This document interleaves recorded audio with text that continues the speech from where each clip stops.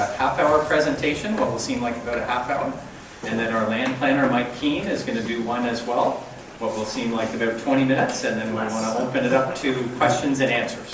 I wanted to just start off by mentioning that we're doing this public information session because the normal statutory process doesn't really offer a chance for people to really get their questions answered and to really sort of understand some of the things that are in behind the scenes. So this doesn't preclude the fact that there will be sort of statutory, kind of regulatory driven process, but we conferred with the village, we told them that we thought this might be a good idea. So thank you for coming. The intent is to be, to allow you to maybe get questions answered that wouldn't get, sort of answered in other settings. So anyway, glad that you're here, and maybe we'll just sort of jump right in. What's sort of driving us and motivating us, and how it rolls then into the land planning and developing and building and that sort of thing.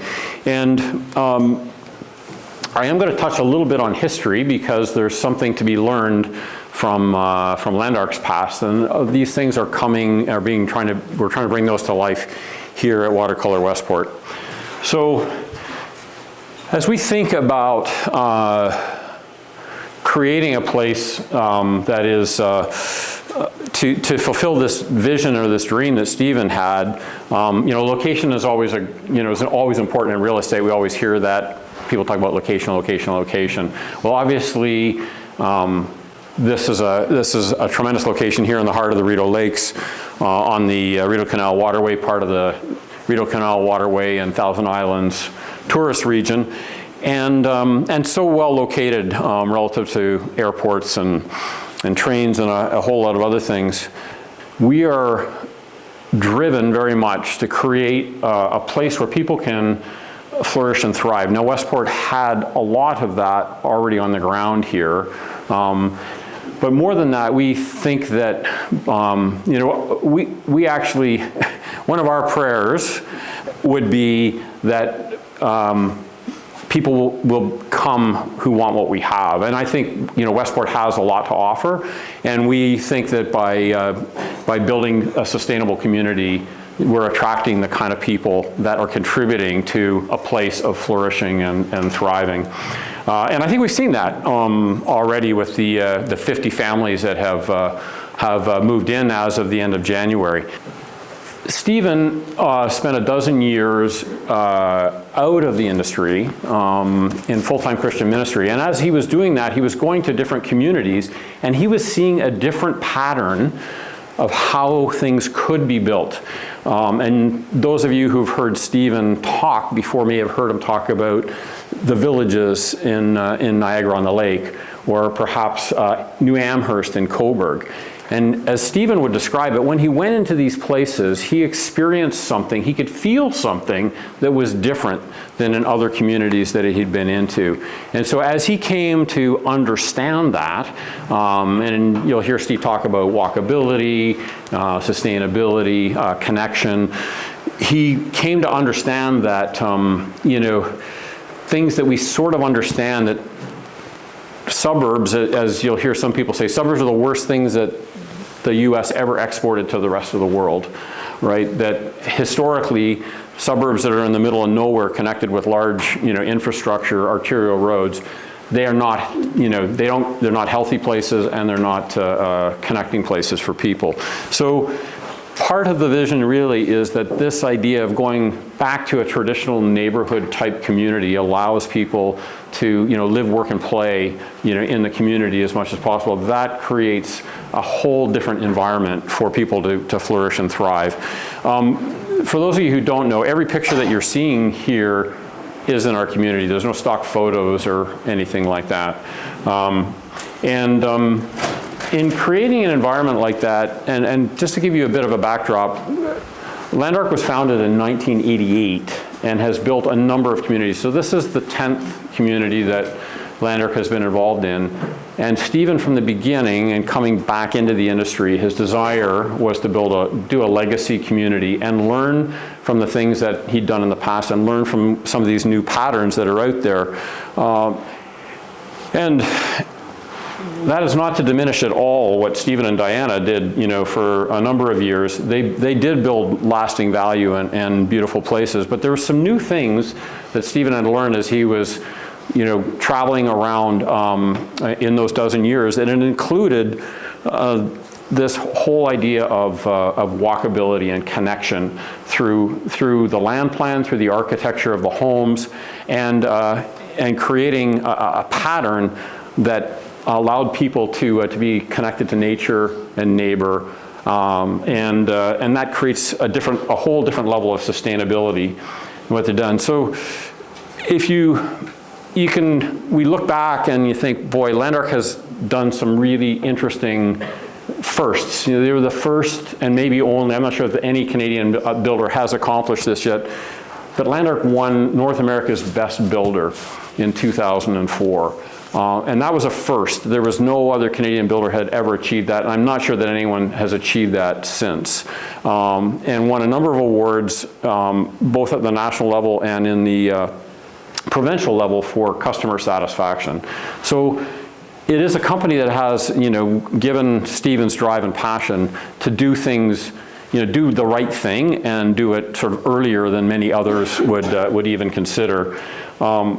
I'm just using this example because, again, one of the reasons why Landark was able to win the customer satisfaction awards is because it was the first company that really embraced this idea of a homeowner manual, a guide, which is like sort of a roadmap of like, if you're getting on board with the builder, this is what the experience is going to be. This is the pattern that you're going to go through. This is the timing. And so creating a totally transparent end-to-end process was something that Stephen and Diana brought to Canada, brought to Ontario, and that's one of the reasons they were able to win these awards, because they were just ahead of the curve. And so I look at what we're doing here in Westport, and we are trying to create a pattern for sustainability and for a better way to do things than you typically see in urban subdivisions. So that just gives you a little bit of the backdrop. One of the things that you'll hear Stephen say if you spend any time with him is that it all starts with a land plan. And you'll hear, sort of the, I'll use the word confession. Steve would confess that Landark always built great homes, like amazing homes. They've done, just done a wonderful job. But he hadn't recognized that how important the land plan could be and how much of a difference maker that can be if you get it right. And so the idea of spending an inordinate amount of time up front on the land plan, like what are the big objectives? What are the things that you're trying to achieve with connection and to nature and neighbor? When you're thinking about all these things, if you get the land plan right, then you're not only developing, but you're sort of protecting, you're protecting the heritage of the area at a high level, and you're creating one in which people can just naturally connect and lead healthier lifestyle. In this, in Watercolour, as of the end of January, we actually have 50 families have moved into Watercolour, and that's basically it's almost a 4-year period, because we started 4 years before that. So now 50 new families living here in Watercolour. Each of the phases has a name. We haven't named phase 3, which we're going to talk about soon, but Harvest Creek is the first phase, and any of you who've had a chance to walk on that little nature corridor along Harvest Creek that some of the people in this room actually help maintain will know that it's a really peaceful and wonderful place to experience, just to experience the outdoors. And we're very fortunate to have had, as of just before Christmas, I think we have had 3 newborns in the community since we started. So that's in a period of, I'm trying to think when the first person moved in, that would have been, so anyway, just over 3 years we had three newborns. So we're hoping for more. Not that that's trying to give anybody ideas, but just that our hope is that healthy community is all ages and stages. All ages and stages. I think one of the things that we're really trying to do, this whole idea of outdoor living areas, whether they, especially, large front porches, and also the option of rear porches. And part of our core belief is that when people have a chance to spend time in the outdoors, they then have a better connection to it, and they are then more oriented towards, caring for the environment and nature on a long-term basis. And so they become part of the sustainability of any community, not only environmentally, but also socially, economically, and spiritually. So as we look, we realize we're very blessed by location, and as we work on this location, surrounded by amazing natural stuff with the Foley Mountain, the Rideau Trail, Sand Lake, and the Upper Rideau, and the canal. And we'll talk more about some of what we're doing with some of the green space that is part of this. But I will tell you, some of you have heard and some of you may not have, but from the time that Stephen called me just a little bit, almost 5 years ago, and said, I've got an idea and I think you're supposed to help me do it. And really from the beginning, he's always said that if we get this right, that we can transfer that knowledge to others who will be developing in other villages across the country. And Stephen never thinks small. He's thinking there's got to be 1,000 villages across the country that, or small towns across the country that will experience growth at some point over these next decades. And then if we can get the pattern right, we're happy to share that with others, help educate, help motivate people to, to do the right thing. And as we sort of transition, I'm going to transition in a sec here to diving into the phase 3. Part of what's probably very difficult,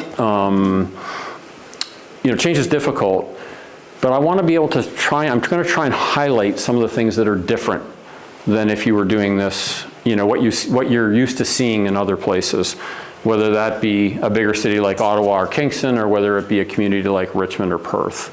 And so I want to be able to kind of bring some of those differences out. I'm going to try and share some of those, because there is a tendency to think, well, this is just the same as everything else. It's very different, and we're trying to walk that line between, what pure money motives would drive, because pure money motives, you would not do what we're doing here. You would, if all your motive was money, you would pattern it after Richmond or what Kaivan wants to do in Perth, because that's the easy path. That's the easiest path, I should say. It's not easy at all, but it's the easiest path to be economically viable. And we'll go through some of those differences just as we sort of jump through this. The last thing I'll say before I jump right into the details of phase 3 is Stephen, right from the beginning, has been trying to impart this vision and this understanding of different into every member of the team. And so when Stephen restarted, and this being the legacy project, I guess I was the first one he called relative to, joining the team full time. And then we've been building the team, and Stephen is continuously trying to impart an understanding, like a deeper understanding, so we can really embody what is different about it and what are the choices that we make and why, what's behind the why in what we're doing. And I think it's kind of cool that we now have 3 full-time staff living in the village. I think that's pretty cool. We have 2 part-time staff in the village, and we actually have Joe's just down the road in Portland, and we have another team member who's just moving into the Rideau Lakes, just in the townships, just outside the village here. So, we've always longed for trying to find a way to be contributing in all areas of a village, and I think that's part of it when you have people who are here living and being part of it. So let's jump to phase 3, because we don't have a name for it yet. I don't have a Harvest Creek or a rice farm yet, but that's something that we intend to be able to do, is to do that. And again, we're going to talk through a little bit about why this is different than just what you would do if money was what was the sole driver in what you're doing. Because what Stephen has again imparted and continues to try and educate all people as we're going through this is more costly, it takes longer, and it puts a lot, it stresses the whole system. And part of the reason I say that is because these patterns, be they village consultants or even our consultants, they've all been sort of kind of driven down the same path, which is these rural subdivisions, which are just, which are super high density. They're, minimal parks, basically, minimal sidewalks now. Like they're just, that whole pattern has become sort of the road that everybody, it's the well-traveled road. It's what everybody is pushing through, and it's the easiest stuff to get done when you look at provincial policy and you look at county policy. And if you want to just stay in the lines, that's the easiest way to get stuff done. But that we're trying to find that road to push more and more towards something that is that brings a level of sustainability. So one of the simple things when you look at older traditional neighborhoods, they tend to be grid patterns. So one of the things they're very efficient in terms of people being able to connect, to walk, to be able to move through a community. And so what you'll see in general as we talk about this is sort of a modified grid pattern. And then you're creating within that, as much as you can, you're creating these sort of environmental corridors that, so that people have within a very short walk, maybe a 5-minute walk or less, they can access green space and some of the environmental corridors and things that go on. So as we think about the pattern, these are the types of things that that get built into a long-term plan. And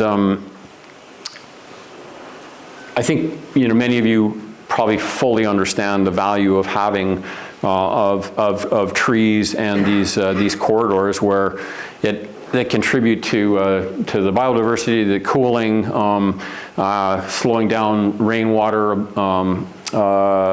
hitting the ground, and so many other things that they do that. So it really starts with this whole idea that you understand, that we understand, and our land planners and our engineers and everything understand, that getting to, if you're designing for connectivity, to make it easy for walking, biking, alternative ways of moving through, and then also connecting into open space and green space. As I used the phrase a little earlier on, it all starts with the land plan. And so you have to have these ideas, and anybody who's been through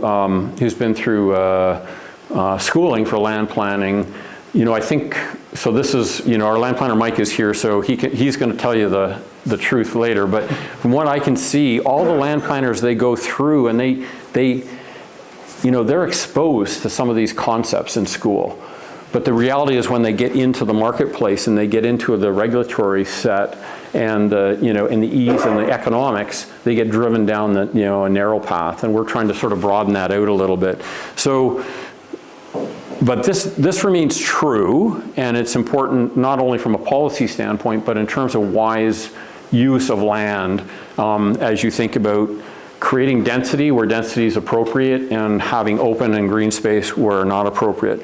When you're in a municipality that has municipal services, that immediately sort of drives a certain set of, requirements or density things. And really the ideal situation is you create density where your services are, and then you create open spaces that are further away. So one of the things you're trying to do is you're trying to make it as walkable and bikeable as possible to all the amenities, say, within a community. The second thing that you're sort of conscious of, you're actually bringing the cost per house down if your infrastructure is more compact. And it also makes it more sustainable over the long term in terms of a municipality maintaining it. If you've read anything about this over the last couple of decades, there's a lot of municipalities that are having trouble figuring out how to manage their assets because they built big infrastructure, but they never put in place kind of an appropriate asset management plan. So it's one of the reasons why you'll see in the village here, if you follow village council, that they've implemented an asset management plan over the last half dozen years because it came a regulation. The government forced it because nobody was managing, nobody was really planning appropriately to manage it. So when you build your infrastructure in a tighter zone, you're creating a more sustainable economical platform as well to maintain over time. So it's important to understand that. And if you look at what is coming down from Queen's Park, and you'll see this a little more. When you look at Queen's Park, what Queen's Park is trying to do is they want us to go way denser than what we're bringing here, and that's because when you are on municipal services, they recognize that that's the best place to add density, sort of thing. So we're walking this line of doing it for the right reasons, which is walkability, bikeability, sustainability, and not just economics. But long-term economics is the right approach as well. The second big thing is, you're sort of designing for people, right? You're designing for pedestrians, not for cars.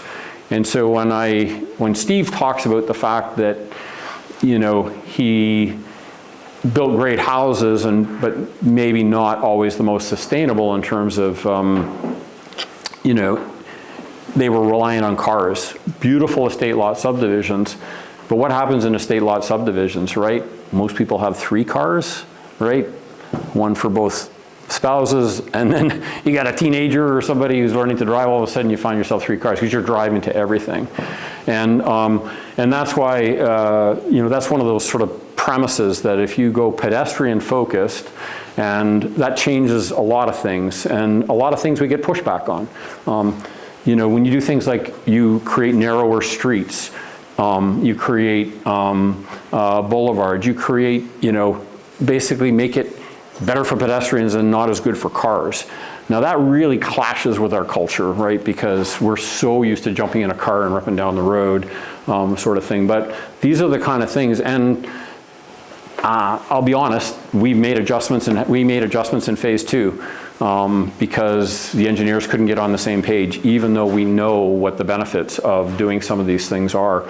And we've already, compromised some of the values that we have in phase 3 because it's a different pattern. It's pushing for a different outcome, which is not just about optimizing for cars, but it's trying to push towards more and more towards a pedestrian-focused, people-focused space. And I will say, sorry, I should mention the public spaces too. If a developer is only developing for money, they're going to take their green space and attach it to houses. And by attaching it to houses, you generate income, you generate premiums for those properties that you sell.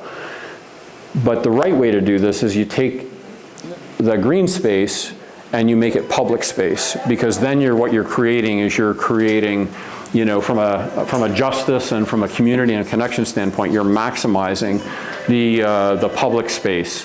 And that's one of those premises, that's one of those things that is not always obvious to people, but that's a big trade-off that you make when you go down this path, is you're trying to put as much as possible into public space.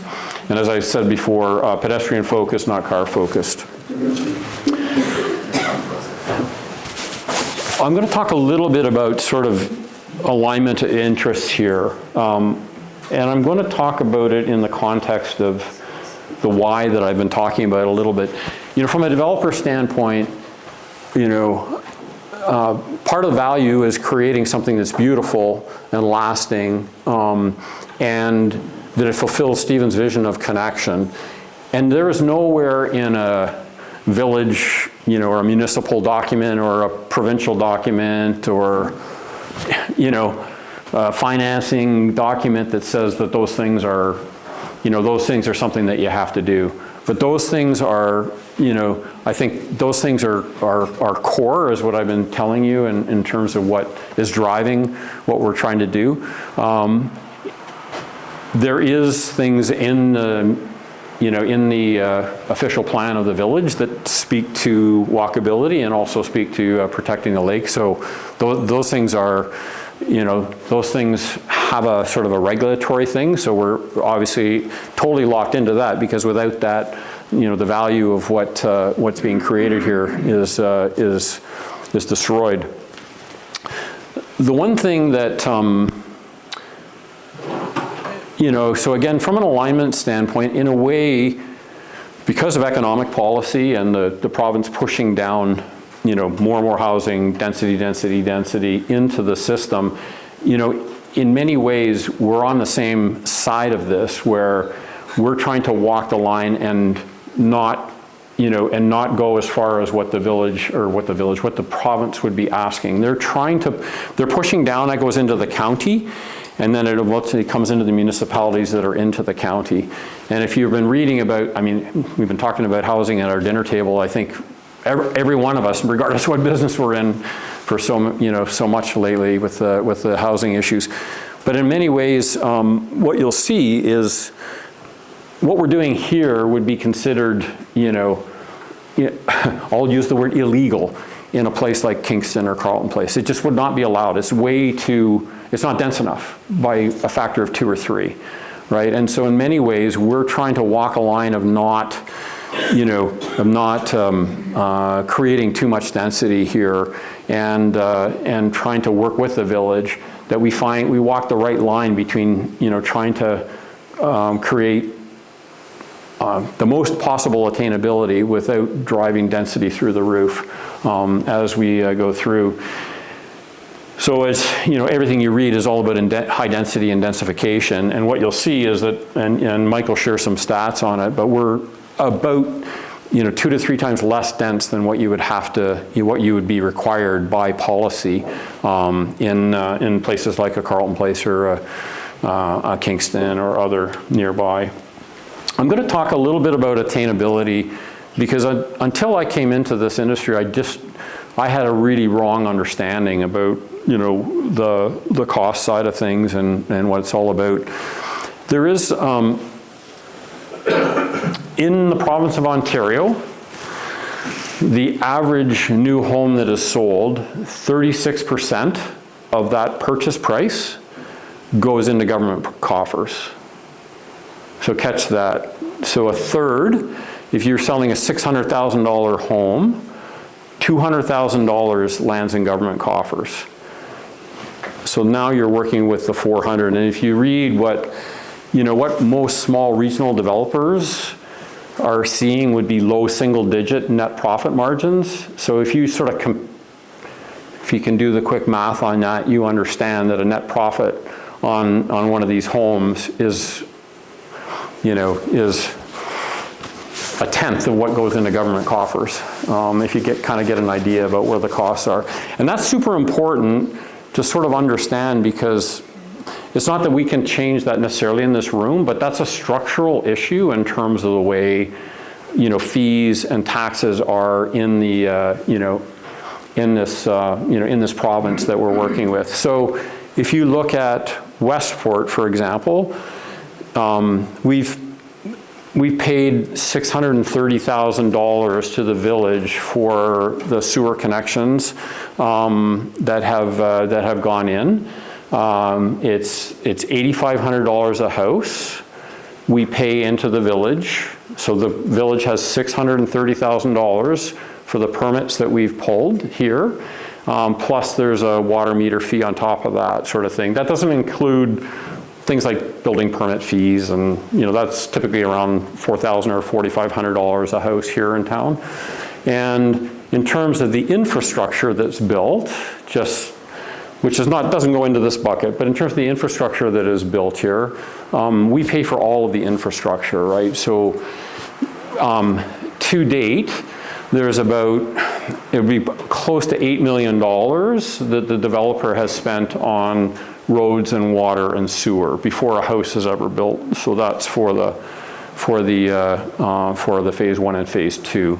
So all that, That's not taxation. The developer fees are the $8,500. And by the way, just so you know, maybe some of you know, maybe some of you don't. It was actually it was the developer that approached the village back in about 2018, 2019 timeframe with this public-private partnership idea, and proposed that the village start collecting fees, these connection fees, so that the village would have the tools to, at a point in time when, say, the sanitary requirement needed to be expanded. So we actually brought in, at our expense, the CAO from Carlton Place, a guy named Paul Knowles, who had done similar things with developers in Carlton Place. And he had this idea, and he sort of explained it to Stephen, that by setting this up from the beginning, before we ever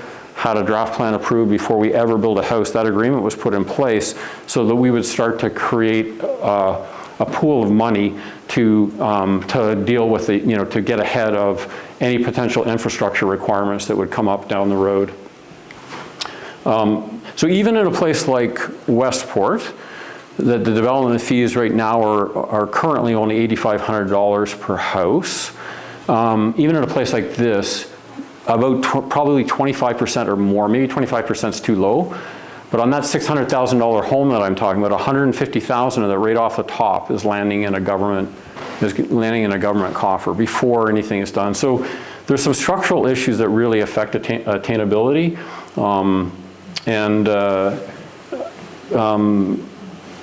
I don't know that I have a solution for it, but I think it's useful that you actually know and you understand what we're up against in terms of, as a whole, like as a society, in terms of building homes that seem to be reasonably priced. So now I'm going to jump into this is the revised Phase 3 plan that will be resubmitted to the village, probably by the end of this week, I hope. The whole thing will be resubmitted to the village. What you have seen, we've worked with the village, the engineers to engineers have talked, and also planners to planners have talked about trying to smooth and simplify the process to get this phase implemented. So what had been in I guess it would have been May of last year, and we can make these slides available too, so no worries about that. But it was 172 units that we had applied for initially, and this is essentially what was labeled Phase 3A. So we're resubmitting, and so what will be now called Phase 3 will just be the 62 units that are represented here. There's a total of 50 single detached units and 12 attached units that are part of this. But the big numbers to just try and get a handle on, 24% of this is parkland. There's over 3 acres of parkland in this. This was a suggestion from the village. We think it's a good one. So there's a couple of lots given up there, but this sort of is associated with the pattern that we're talking about, that within within a very few steps from everybody's doorstep, they can have access to a green space or a place to gather, a public space to gather outside. And so that's a little parquet that can be used in any number of ways. That hasn't been finalized by, that'll be something that the village will probably drive. Excuse me, can you just orient us a bit, like where's Session Street or something? Yeah, let me just, maybe I just back up a couple slides here. Helpful, but is this the same orientation? That's the same orientation, right? So concessions here, Bedford's there. Yeah, there's the hockey arena. Okay, is that good? And so I'm showing you the same orientation. It's just that it doesn't have all the pretty colors.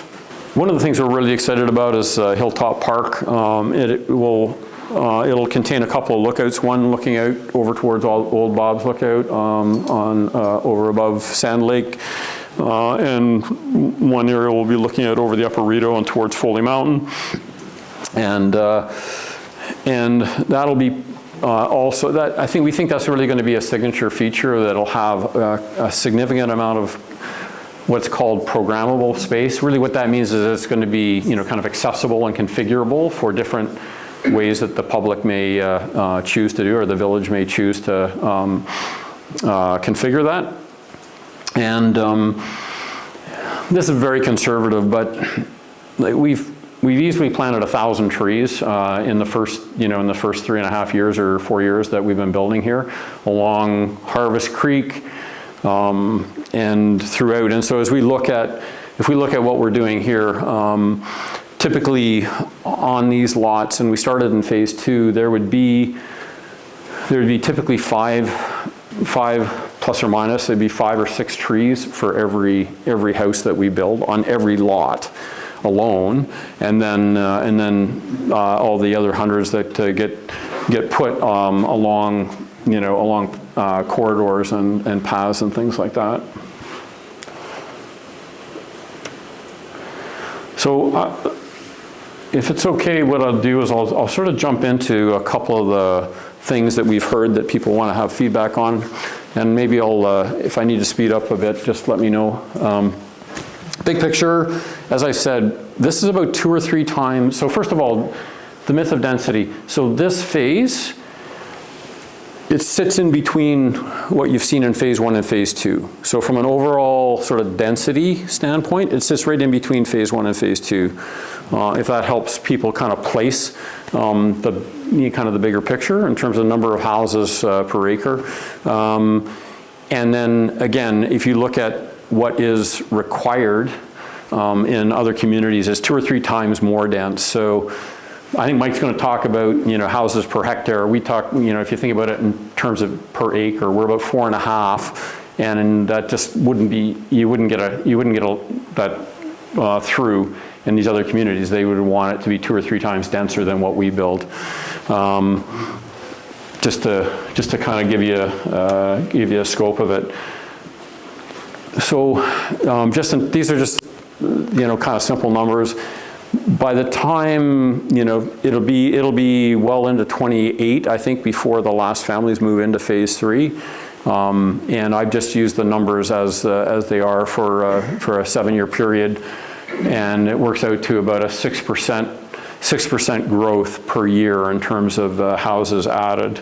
And as I mentioned, there are, I think 50 wonderful families living here now that are contributing in many ways to the businesses, to the service organizations, even a counselor, I suppose you can say that, we can say that, but contributing to the village in many different ways, and we're really grateful for the type of people that are here. The second myth, I think, is this idea of it's going to ruin the lake. It is a myth because fundamentally, if you look at what is the hardest on the lake, it's typically agriculture and septic systems. Like, those are the things that create those are the worst things for water quality, sort of thing. And I'm a cottager and I eat food, so like I'm not knocking on either farmers or cottagers. But I'm just saying those are the things. And what was here before, most of you know, and we're grateful for farmers, but that's unmanaged runoff coming off of agricultural land. From a lake standpoint, the unmanaged area is closer to the water than the managed area. And so it's, the principles of stormwater are actually pretty straightforward, that it has to be the same or better than it was before in terms of volume, and naturally, because of the fact that you're controlling it, your quality is improved as well.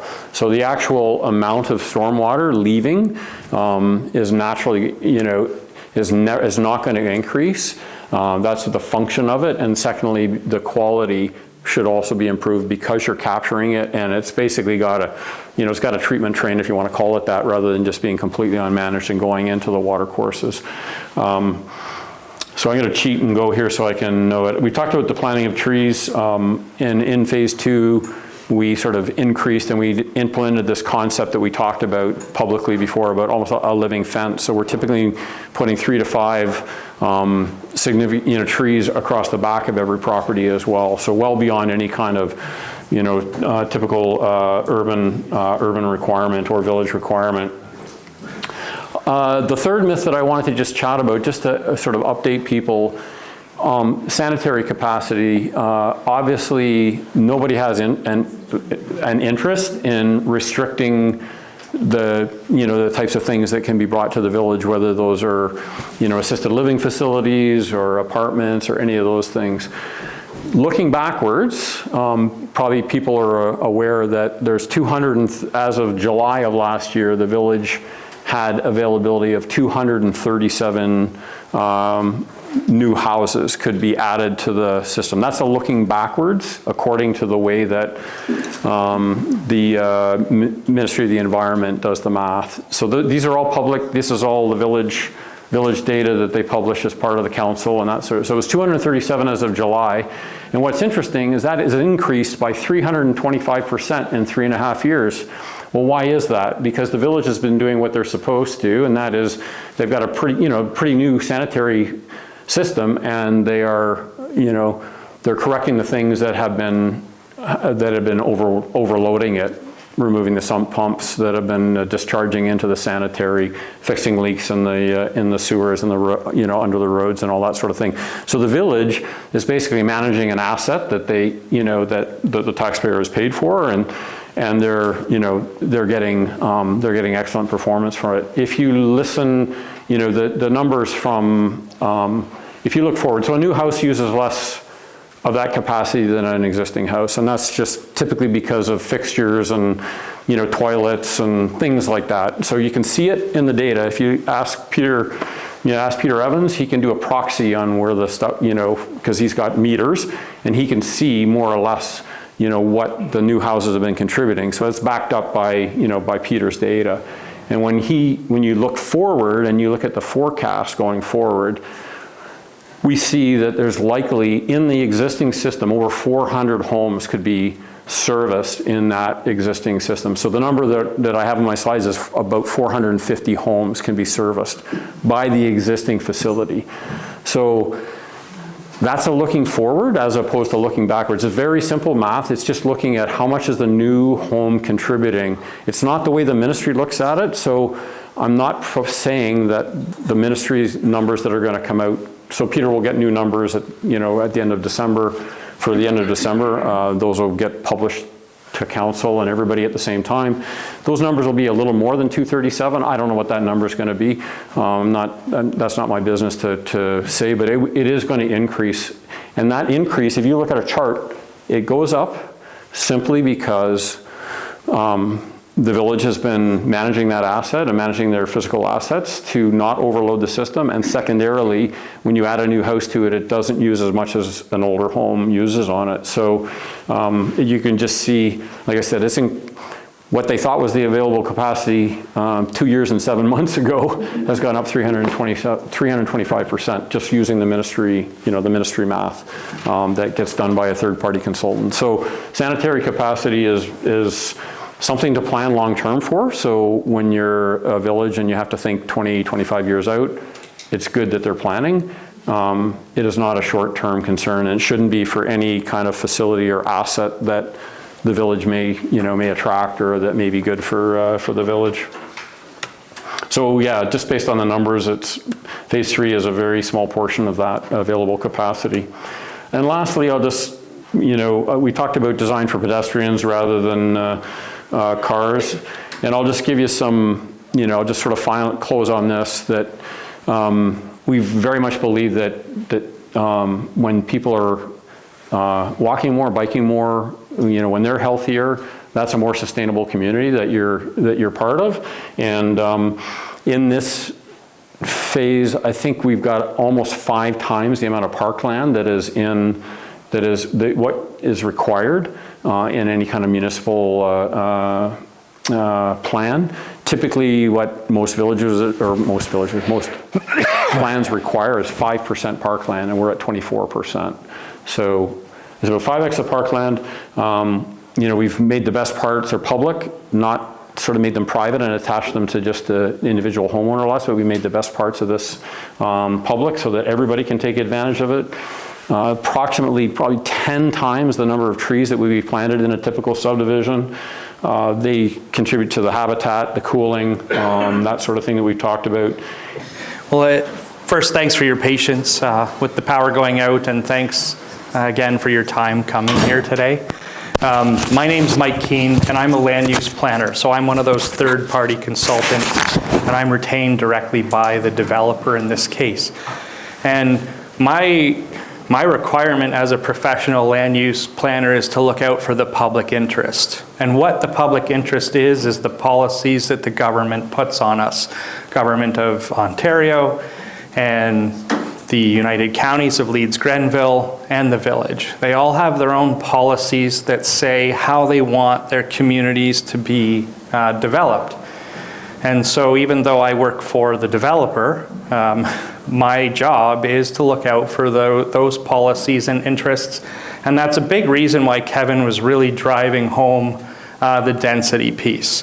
Because generally speaking, most municipalities in this area, when you just get out to the Kingstons, the Ottawas, the Carleton places, the slightly bigger urban areas, they're looking for densities around 30 units per net hectare. So that's 30, so a hectare is 2.5 acres, roughly. And what we're trying to strike that balance, because what Watercolour is bringing is a Westport specific design, using principles of neo-traditional planning so that it looks and feels like it fits in this community that it's been here. You see that in their homes, while I'm also constantly poking them saying, we gotta do a few more things here. We gotta make the lots a little bit smaller. You know, in some ways, I'm helping and guiding to strike that balance between what I know the approval authorities will accept and what the vision is, and striking that balance. So when you get a chance to walk around, you'll see there are a few plans here, and it might not be obvious when you're just looking at them, but phase 3 does have some smaller lots. So typically in phase 1 and 2, your lots have 15 meters of frontage for those that live here. So roughly a 50-foot lot. And in this next phase, there will be some lots that are slightly smaller. There will be some that have 38 feet and 42 feet of frontage, but they'll still be single detached homes. And then we still will be implementing 6 units worth of semi-detached homes, and there will be 6 more units of townhomes, and they are sprinkled out throughout this phase. Some of the critical things that I think Kevin already covered were the parkland piece. And there's a balance, because for those that live in the development or those that live in the community that have walked around the development, you would have known that the trails already go beyond the currently developed phases. And that is what we would call passive parkland. But that is parkland that is really good for trails, and it's a wonderful asset for the community, but it's not programmable, which is the term that Kevin used. So that's where can we put our play sets or things like that.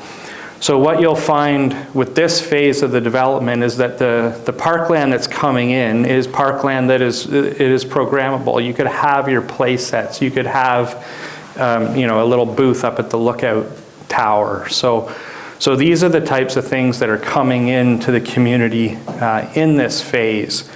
What's also interesting is that this phase won't require additional stormwater ponds, and Kevin spoke a fair bit about the stormwater aspects of the development.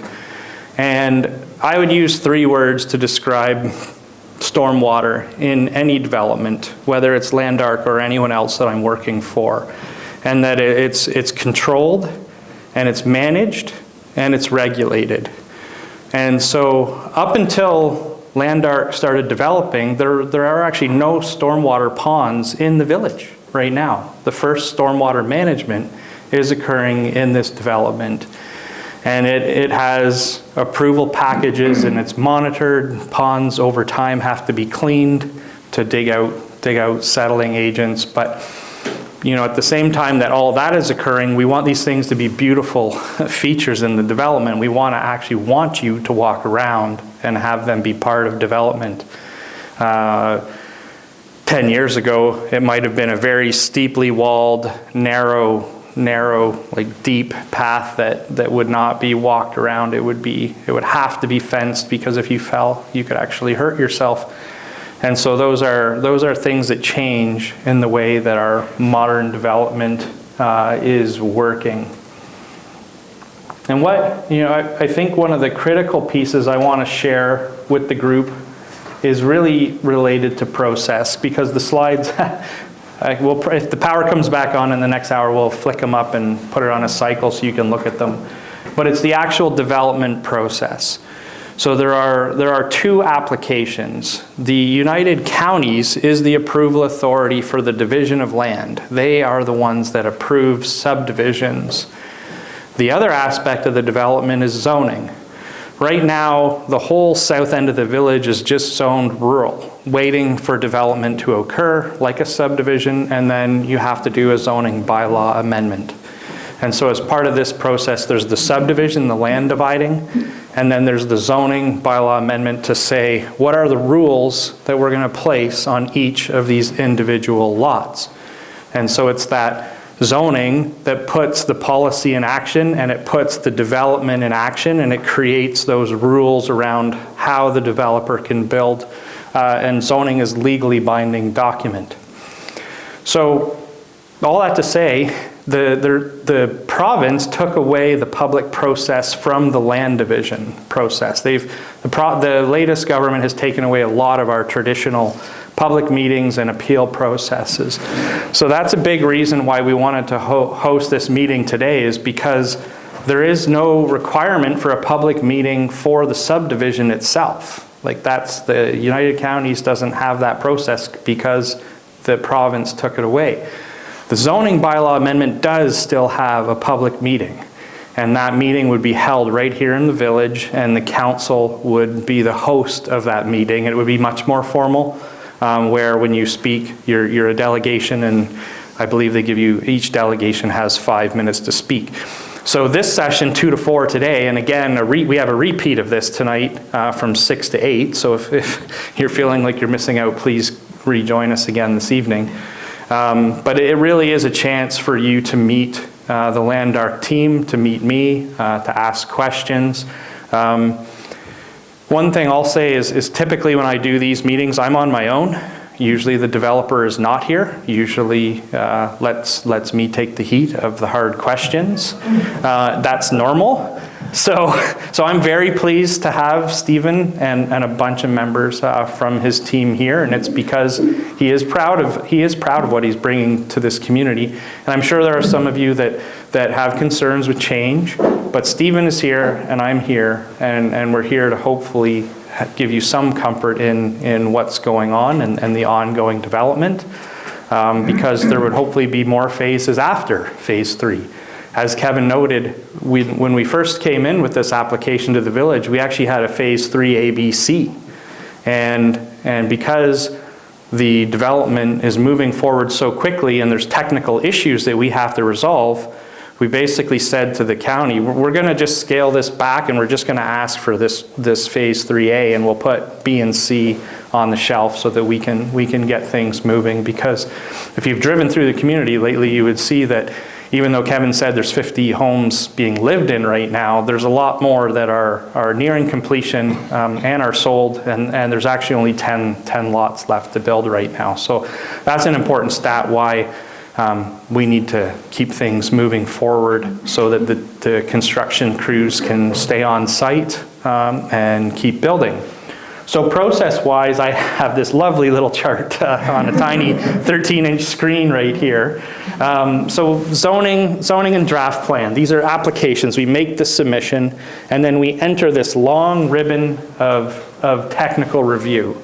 And we're 9 months deep into this technical review. We're getting toward the end of the technical review. And so as we start satisfying the various review bodies, that's where we're ready to have a public meeting. And we're with the council. And we're anticipating that's going to be in the next couple of weeks. So the public meeting again would be for the zoning bylaw amendment. And we're asking them to hold that meeting for us on April 1st. So if you want to flag that date, there would be notice in the newspaper. We're not, and that's like, I don't want to put them on the spot. I don't know if we're going to get that date. That's what we're asking for. The Planning Act requires that the village post notice 20 days in advance. So if we're successful at our ask of the 1st of April, you would see the posting in the paper likely the first week of March. Following that public meeting and satisfying the condition or satisfying the technical feasibility of the development, what happens next is what's called draft approval. So that doesn't mean we can start selling homes right away. When you have draft approval, it's like a multiple pages of conditions that say, okay, developer, feasibility-wise, you have proven that your development is feasible, and now you enter the detailed design phase.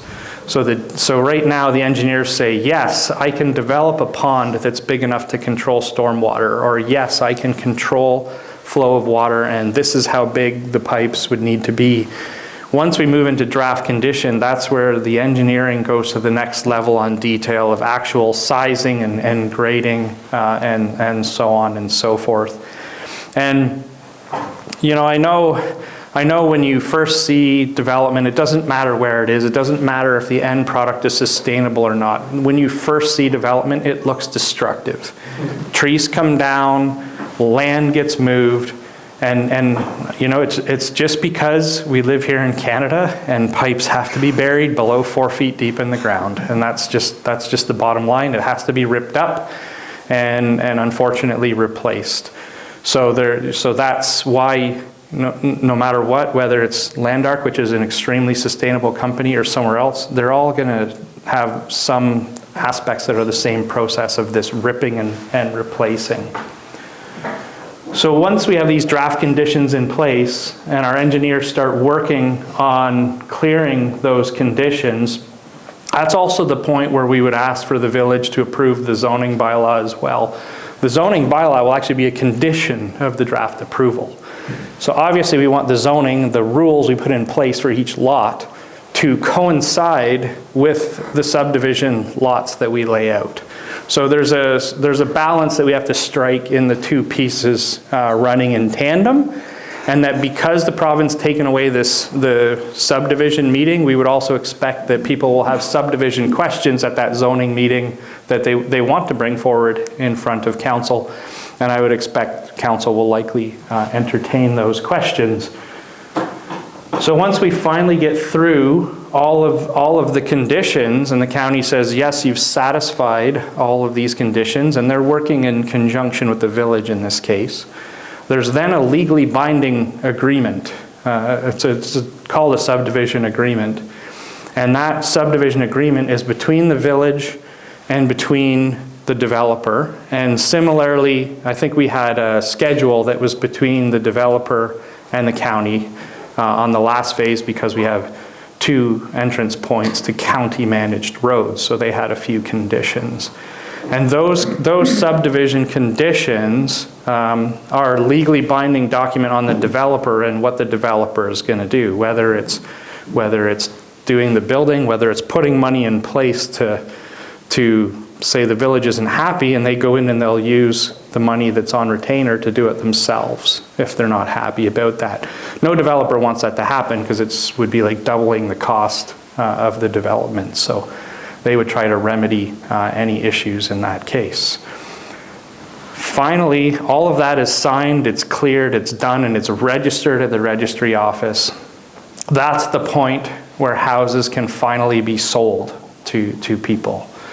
So the reason I give you that long spiel is to just let you know where we are in the process, that we are still early days on this phase, but at the same time, because we're 9 months deep into technical, that next window of review should go fairly quickly, especially because there's a lot of simplification. And this phase 3 will actually use the stormwater ponds that are already constructed. So they're already designed to take on this next phase of development.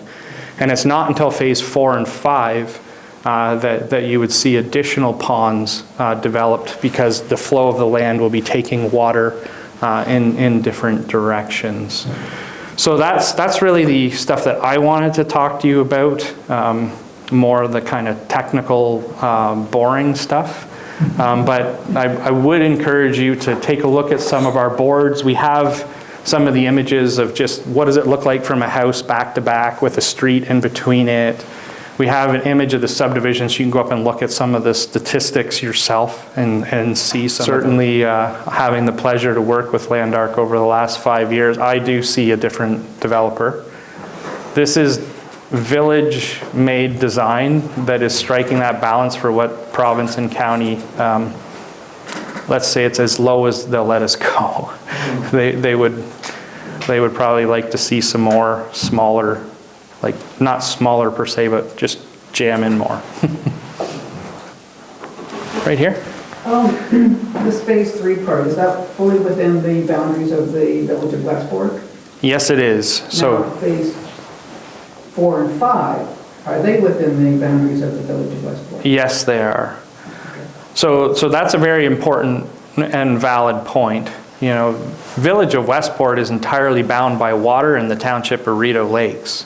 So we have a very hard boundary that regulates where development can be from an urban standard. You know, Westport is an urban standard because you have water and sewer. So all the proposals that you'll see come forward from Landark, you know, for the next years of their land holdings are in the village, and that for development of this nature to go outside of the village, to say go south towards Kingston, the county will actually have to expand the Village of Westport, and you can imagine there's a multiple process there. First they have to say the growth is needed to grow the village, and then they have to say, by the way, Rideau Lakes, we want to buy some of your land and call it Westport, so that's a political element to it. And so there's quite a process in terms of policy and annexation that would have to occur before the Village of Westport would grow. Village can really only grow in two ways. It can, you know, grow toward the south, toward Kingston, or it can grow toward the east, out beyond the school. Those are kind of your logical areas when that comes.